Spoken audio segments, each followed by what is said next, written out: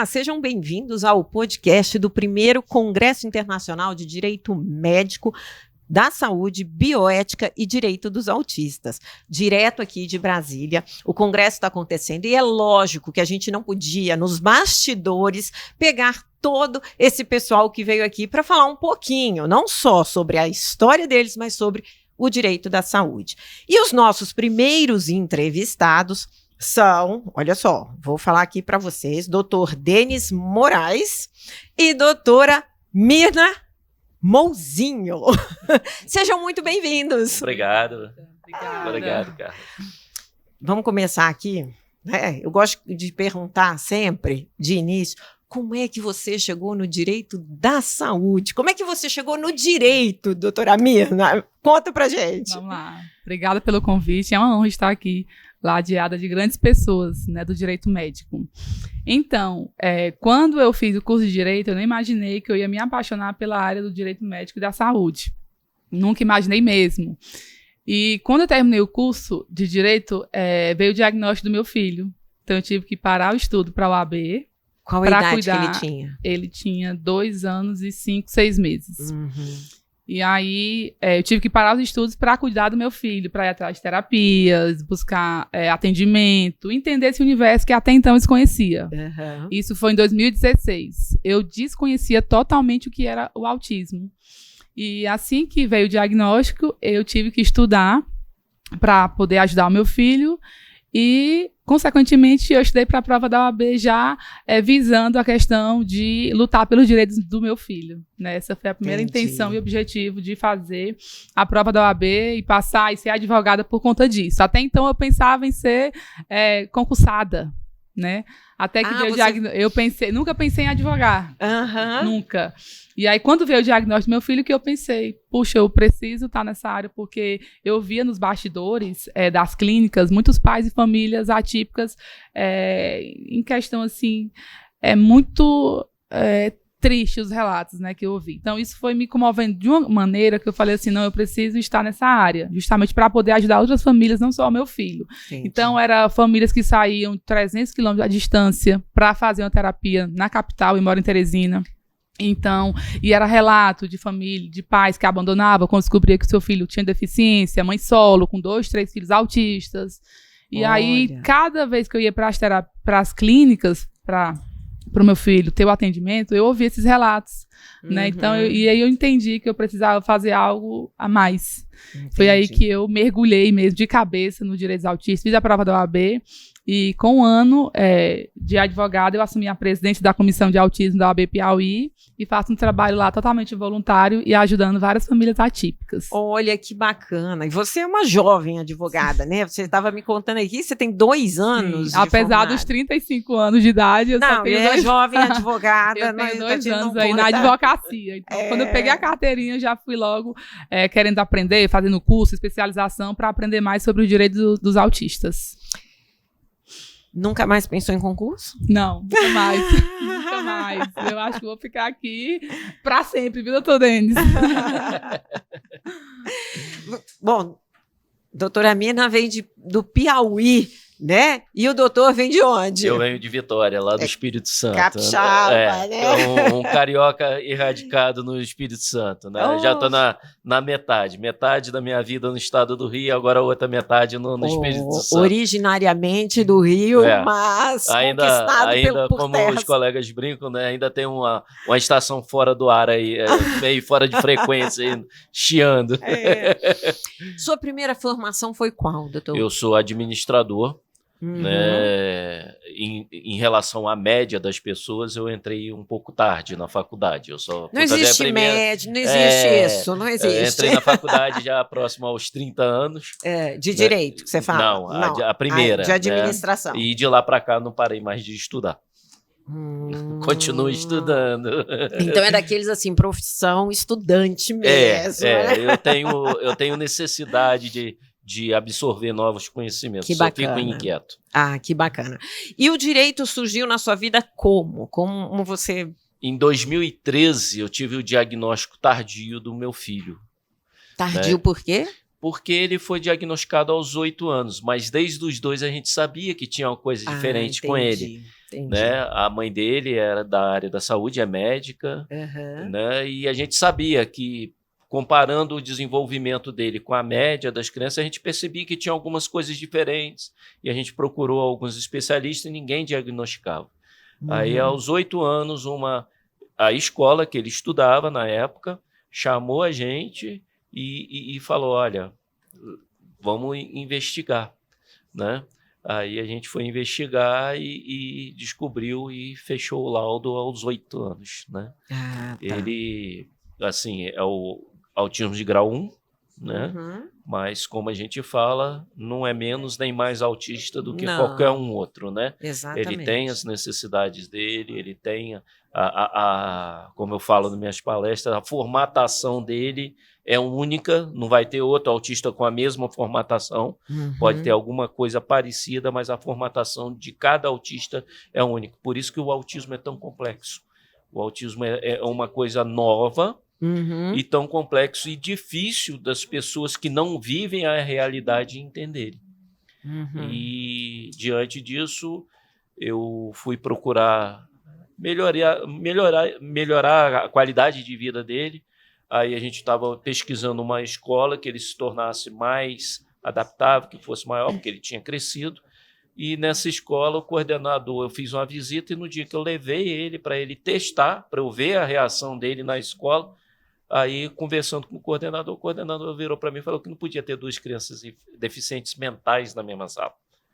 Aquilo ali me deixou arrasado e eu falei assim, não, isso está errado, não pode ser assim. E fui buscar o conhecimento. Aí, aos 44 anos, eu entrei na 2ª faculdade, na Faculdade de Direito, porque eu precisava entender as leis para poder cobrar dos entes públicos políticas públicas adequadas. Então, para você discutir alguma coisa, você tem que entender o mínimo necessário. Claro. Então, desde então, eu terminei minha faculdade. Na faculdade, eu fiz um projeto social de conscientização e divulgação do autismo. E hoje estou aqui na aba, fazendo parte. Hoje estou presidente da Comissão Sudeste de Direito dos Autistas da aba e sou membro da Comissão Nacional de Direito dos Autistas. E isso na aba. Na OAB eu faço parte do Conselho Federal, da Comissão do Conselho Federal. No Espírito Santo eu faço parte da Comissão de Direito Educacional. Legal. E por aí vai. Então, assim, cada pessoa ela pode contribuir para a causa autista de uma forma.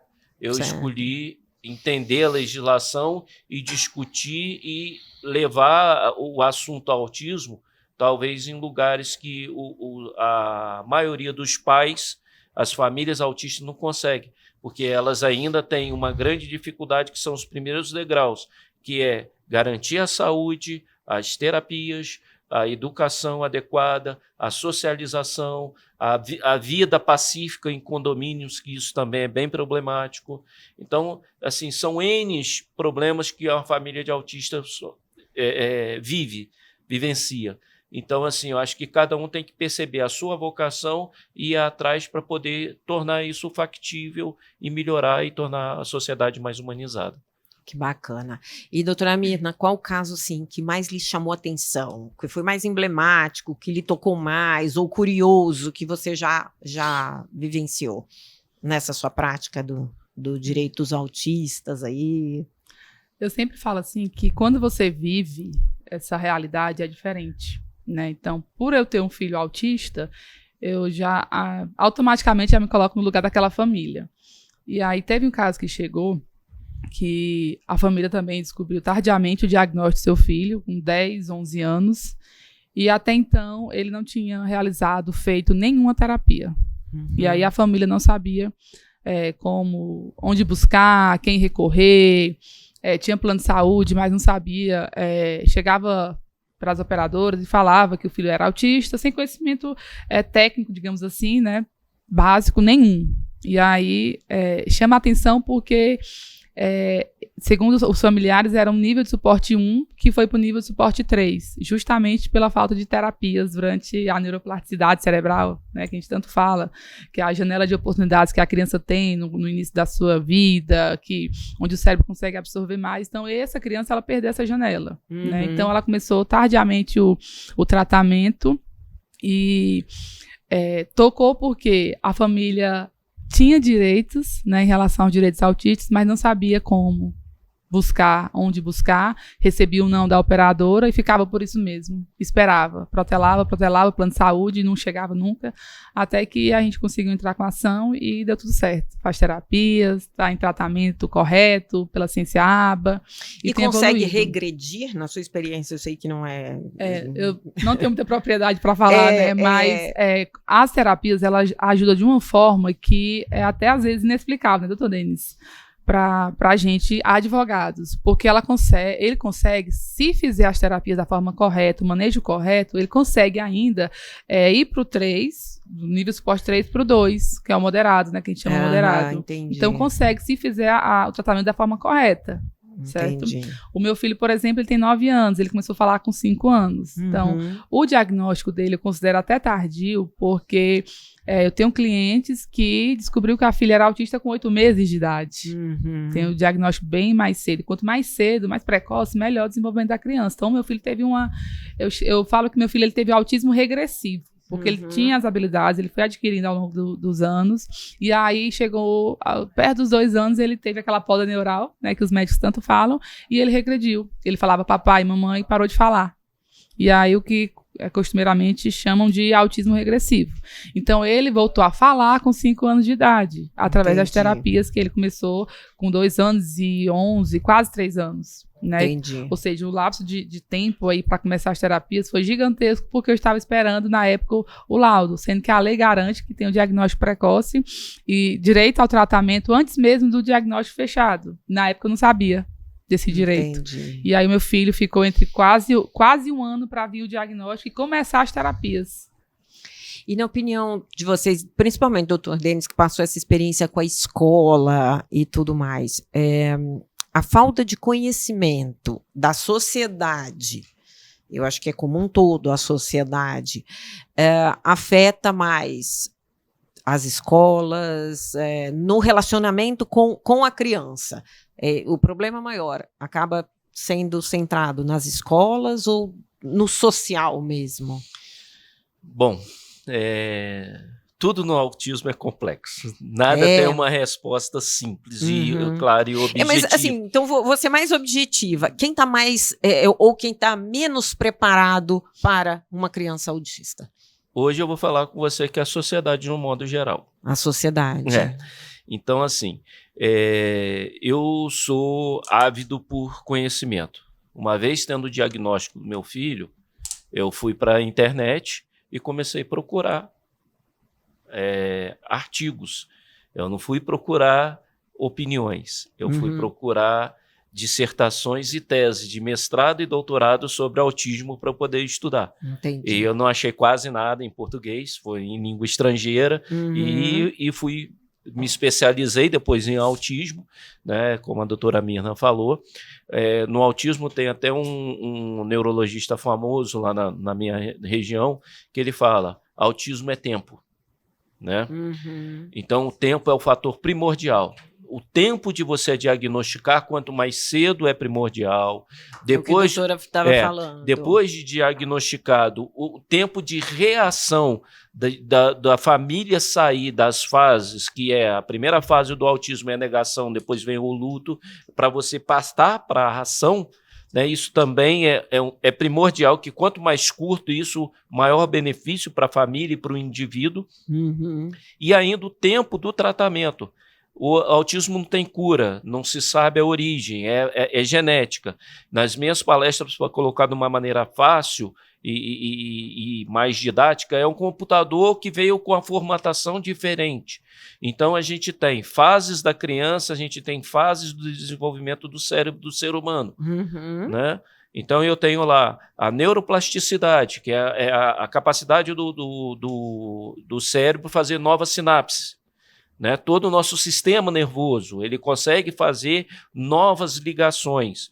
O autista, por exemplo, se eu sinto sede, eu identifico um copo d'água, que a água mata a minha sede, então eu sou neurotípico. O neuroatípico, que é o autismo e outros transtornos, ele não tem essa formatação, essa lógica de comando. Ele vai sentir sede, ele vai ver a água, mas está faltando a ligação que diz que ele tem que beber a água para satisfazer a sede dele. E isso vai fazer ele ficar nervoso, e ele entra na autodesregulação. Então, o autismo, no autista não tem o caminho B, não tem o plano B, não tem o plano C. Ele perdeu aquela loja de controle, então para ele fazer aquilo de novo, né? Por isso que tem a questão da regressão. Porque aos 3 anos, de 3 a 4 anos, vem um fenômeno chamado poda neural. Depois vem próximo aos 7 anos, depois na pré-adolescência e depois um pouquinho saindo da adolescência, nas devidas proporções. De uma maneira bem simples é o quê? Todas as ligações que o cérebro usa pouco ou ele entende que ele não usa, ele vai desfazer. Aí, uma criança que está começando a falar, aquela ligação que faz ele, se ela não é bem exercitada, se ela está faltando caminhos para poder ela ser bem exercitada, ela vai ser desligada. Aí que tem o autismo regressivo. Ou seja, uma criança que estava falando até os 2 anos falava, depois parou de falar. Houve uma poda neural ali. Entendi. Né? Quando chega na fase dos 7, 8 anos, que ele começa a vida acadêmica, né? Na escola começa o primeiro ano do ensino fundamental, que o cérebro é solicitado para novas atividades, aí vem aquela configuração faltando. Ou seja, algumas ligações que precisavam ter sido feitas não foram, outras que já deveriam ter sido desligadas e não foram. Entendi. Então, assim... isso é uma maneira bem simplória de falar do autismo, né? Claro. Tentando ser bem didático. Então, eu vivo essa realidade, eu estudo autismo há 10 anos. Então, eu tenho essa facilidade, mas todo dia eu leio alguma coisa sobre autismo. E quem não lê? Né? Aí eu tenho a legislação que está aí desde 2012. As escolas não querem se preparar. Também há 10 anos já. Não querem se preparar. Há resistência das escolas? Há muita resistência? Sim, principalmente no setor privado. Só que o setor privado tem que lembrar que eles são concessão. Né? Eles têm que fazer a contrapartida, eles têm que oferecer um serviço de educação, né? Tal como fosse do governo. Sim. Né? Então, assim, o doutor está falando assim, há 10 anos temos aí uma legislação, nós temos, mas o despreparo é tal que quando a família se vê na situação de ter uma criança autista, ela também é muito impactada. Sim. E aí é que está, aí ela não encontra muito suporte, é isso que o doutor está falando. É isso. Na verdade... Se me permite, né? Porque eu já gosto de falar, né? Então... Não, eu já vou dar a palavra para a doutora Mina. Não deixa eu ofuscar o colega. Não é o indivíduo que é autista, é a família que é autista. Só assim, buscando mais... No Brasil, a gente, infelizmente, a gente não tem estatística, né? A gente não tem estatística confiável e fundamentada. Então, a gente tem que se reportar aos Estados Unidos e alguns órgãos, algumas associações, por exemplo, lá no estado do Espírito Santo, tem a Associação dos Amigos do Autismo, de autistas, que ela é bem ativa, então a gente tem, assim, pelo menos uma ideia, uma noção. Eu falo com você de todas as famílias, cerca de 1.500 atendimentos por semana que a AMAS consegue fazer hoje, que é um diferencial no Brasil todo. Não é qualquer cidade, qualquer estado que tem a estrutura que a AMAS tem lá. A gente conseguiu evoluir muito, né? Graças ao trabalho principalmente das mães e pais de autistas que trabalham na AMAS, que é um trabalho quase totalmente voluntário. Né? Então, você tem lá, botar para ficar redondo, 1.000 famílias. A gente tem 60% que é de mãe solo. Se é autismo nível 1, a mãe precisa levar o menino na terapia. Como que ela trabalha? Então, desses 60%, 90% das mães não têm trabalho, não têm renda. Entendi. Aí depende dos benefícios do governo, né? E aqueles que conseguem trabalhar, ou que o pai trabalha e a mãe cuida do filho, né, que consegue ter um plano de saúde mínimo, que consegue pagar uma escola particular, para poder ter garantia de que aquelas pessoas vão ajudar a estruturar, a proporcionar dignidade a esse indivíduo autista. Tá. O doutor falou de escola particular. As escolas públicas estão preparadas? Não. Nem pública, nem particular? Nem pública, nem particular. E como prepará-las? Pronto. Eu digo sempre que o pontapé inicial, digamos assim, é a questão da capacitação, de conscientizar as pessoas que trabalham no ambiente escolar sobre o autismo. E aí essa capacitação, essa conscientização tem que partir de quem? De todas as pessoas que compõem aquela escola. Desde o porteiro que recebe aquela criança, o segurança, até a tia da cantina, eles precisam ter um conhecimento pelo menos mínimo do que seja uma criança, uma pessoa autista. Porque imagina que uma criança que tem estereotipias, flaps, chega na cantina para pedir um lanche, por exemplo. E aí, se essa criança começa a fazer isso aqui, talvez a tia não vai compreender que ali é uma estereotipia de uma criança que tem TEA, certo? Se ela tiver um conhecimento, ela vai entender e não vai julgar. Porque eu já passei por um certo, digamos assim, um julgamento, preconceito. Estava com meu filho na fila no shopping, na fila de um restaurante, e ele começou a fazer os flapzinhos que ele sempre faz quando tá feliz. A forma dele demonstrar que tá alegre, né? E aí é um restaurante que ele gosta muito, e ele começou a fazer isso, e pular, e aí a atendente lá, ele tá passando mal?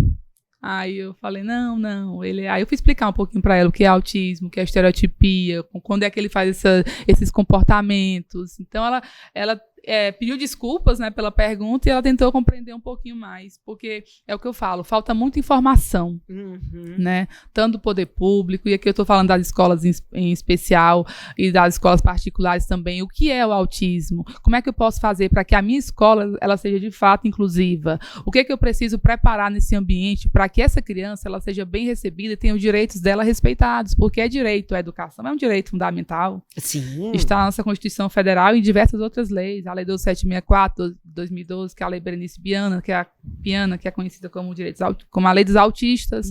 Nós temos a Lei Brasileira de Inclusão, nós temos convenções, resoluções, enfim, tudo que para que esse aluno, para que essa pessoa autista, ela tenha direito à educação na sua forma integral. Entendi. Então, quando você nega matrícula para autista, eu falo agora do meu estado, né? Teve escola que nega, né? E negou matrícula para criança autista. Isso é crime de discriminação. Eu não posso simplesmente falar, não, essa escola não está preparada. A escola tem que se preparar. Ela precisa capacitar, conhecer as leis. Se a escola não está preparada e recebe aquela criança, não é pior para a criança? A questão é que no Brasil, e eu falo isso, pelo menos a grosso modo, doutor Denis, nós não temos, infelizmente, eu não conheço uma escola inclusiva, porque o que acontece muito são escolas integrativas, e tem uma diferença de integração para a inclusão. Eu sempre uso um exemplo que eu aprendi, é bem prático. O que é uma escola, uma integração? Vou ser bem simples aqui. Quando eu convido a senhora para ir para uma festa, eu estou integrando a senhora na festa. Quando eu convido a senhora para dançar na festa, estou tendo uma atitude de incluir, de inclusão. Então, é isso que as escolas precisam fazer. Porque escola 100% inclusiva, pelo menos no meu estado, não tem. Só que algumas escolas estão procurando conhecer mais, capacitar o corpo docente, capacitar as pessoas que trabalham para que elas possam entender e compreender e respeitar os direitos. Então, a criança autista não pode ter a sua matrícula negada porque é direito, ela precisa estudar, né? Eu não posso retirar por conta da deficiência dela. Eu preciso preparar o ambiente, professor que entenda o que é um PEI, que é o plano de ensino individualizado, preparar para que a criança ela tenha a maneira dela de aprender, de aprendizagem, né? Então, tudo vai estar nesse PEI. Eu preciso fazer com que as provas para esse aluno, caso necessite, tenham as provas adaptadas, né? Assim como as tarefas. Então é todo um contexto. É fácil a inclusão? Não, mas precisa incluir, porque é direito. E eu sempre falo que não é um favor, é direito mesmo. E nisso né, todos esses órgãos, como vocês já falaram, que fazem parte, tanto das comissões de aba, os comitês, junto à OAB e outras entidades, ajudam muito nessa conscientização e levar esse conhecimento, tanto às escolas quanto à sociedade. Só complementando a tua pergunta anterior, não é que seja prejudicial para o aluno você ter ele sem a escola estar preparada. Mas se eu não fizer isso, quando que a escola vai se preparar? Não, eu entendo. Né? Eu entendo perfeitamente. Então, assim, eu falo, por exemplo, meu filho estudou em 2 escolas principais, agora está na faculdade. Então, pergunta quantas vezes eu fui chamado para essa escola para dar palestra para os professores, apesar de me oferecer para conscientizar e treinar as pessoas lá dentro.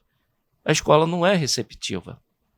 Ela fica numa posição de não tem, não faço. No currículo de pedagogia, o autismo entrou em 2018, em algumas faculdades. Nas faculdades de medicina, em 2018 também, que dentro de uma das cadeiras da medicina se falou um pouco sobre autismo. Né? Então, assim, tem que remar muito, porque o mar é muito grande. Claro, sem dúvida. E as ondas são muito fortes para cima da família do autista. Então, por isso que a gente precisa, através dessas comissões, desses eventos, a gente disseminar. Perfeito. Nossa, assim, nosso tempo já está acabando. Então, assim, quero agradecer imensamente a participação de vocês. E queria que vocês deixassem aqui um recado, sobretudo, o que esperam e o que vocês pensam a respeito de eventos como esse, como o primeiro Congresso Internacional de Direito Médico, da Saúde, Bioética e Direitos Autistas. Por favor, primeiro, eu agradeço o convite, uma honra estar com vocês aqui. Um prazer. Nesse podcast. E assim, o nosso sonho, enquanto mãe atípica, né, enquanto pai atípico, eu creio que é que as pessoas compreendam, né? Eu até me emociono, porque só quem tem um filho autista, atípico, sabe das dificuldades que nós enfrentamos como pais, porque nós temos o conhecimento jurídico, né? Imagina as famílias que não têm acesso ao direito e como pleiteá-los. E um evento como esse é bom e pertinente porque traz muita informação e principalmente conscientização, né? Que os direitos autistas, no caso aqui do nosso podcast, precisam ser respeitados, precisam ser efetivados para que toda criança, toda pessoa autista tenha direito a viver na sociedade. Perfeito. Eu não posso discriminar por conta da sua deficiência, né? Até porque é crime. Então, eu deixo aqui para todos, né, que vão ter acesso a esse podcast, que tenham mais empatia, que busquem conhecer antes de julgar, que não discrimine por conta de qualquer deficiente, não só o autista, e que busquem mesmo a empatia, o amor, que a gente consegue vencer todas as dificuldades. Obrigada. Eu que agradeço, doutor Denis. Bom, eu gosto de fechar com a seguinte frase: a gente precisa de inclusão, mas é a inclusão da sociedade no autismo. Não é o autista que tem que pegar os parâmetros sociais e se adaptar. É a sociedade que tem que se adaptar a conviver com o autista do jeito que ele é, do jeito que ele foi formatado pela natureza. E para isso a sociedade precisa conhecer o autismo. Os pais, as famílias autistas conhecem o autismo muito bem e estão dispostas a ensinar a você conviver com o autismo. Perfeito. Agora, basta você ter vontade de sair dessa sua posição confortável. Essa bolha, né? Maravilha. Muito obrigado, doutor Denis, doutora Mirna. E a gente se vê no próximo.